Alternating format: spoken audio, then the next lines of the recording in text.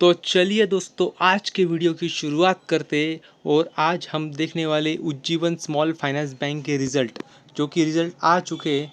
तो देखते हैं हम रिज़ल्ट कैसे आए हैं।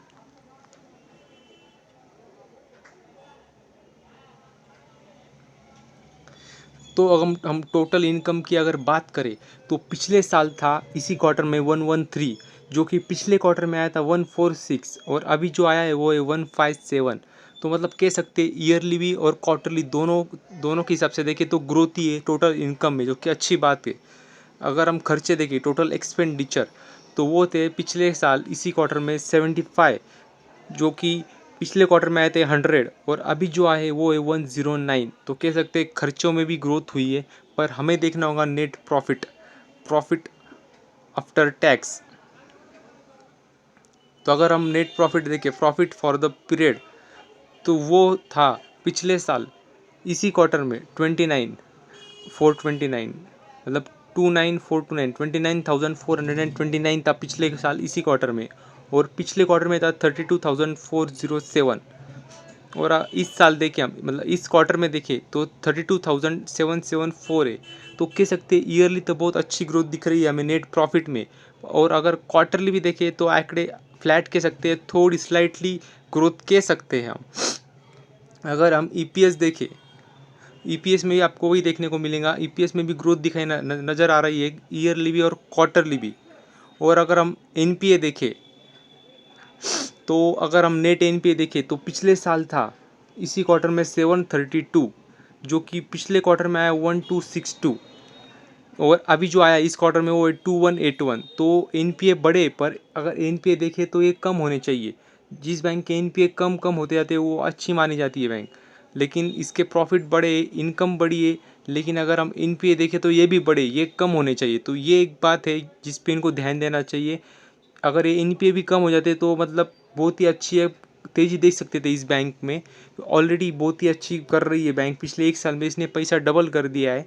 उसके बावजूद अगर ये एनपीए को भी मैनेज कर ले तो एक बहुत ही अच्छे रिजल्ट हम कह सकते थे। अगर प्रॉफिट तो बढ़ा है, लेकिन एनपीए में एनपीए भी बढ़ गया है, जो कि कम होना चाहिए था।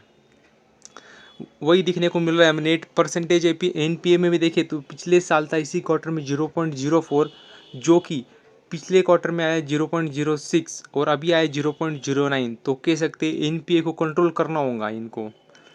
तो अगर हम सेगमेंट देखें, जो सेगमेंट रेवेन्यू देखे, तो इनका ट्रेजरी से आता है, पिछले साल आया था 8,930 इसी क्वार्टर में, और अब पिछले क्वार्टर में आया 15,800, जो कि इस क्वार्टर में आया है 17,700।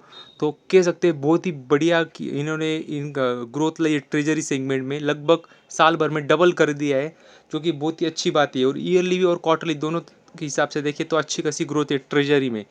और अगर हम रिटेल बैंकिंग देखें, ये मतलब हार्ट होता है किसी भी बैंक का, रिटेल बैंक। इसमें अगर अच्छी ग्रोथ आप लाते हैं तो एक मतलब स्टडी ग्रोथ होती है, पर अच्छी ग्रोथ होती है, क्योंकि ये पैसे डूबते नहीं है कभी। रिटेल के अगर डूबे तो कितने डूबेंगे, 20 लाख, 50 लाख, 1 करोड़, 2 करोड़, मतलब बहुत बड़ा कह सकते हैं लॉस नहीं होता है अगर रिटेल को आप देते हैं तो लोन।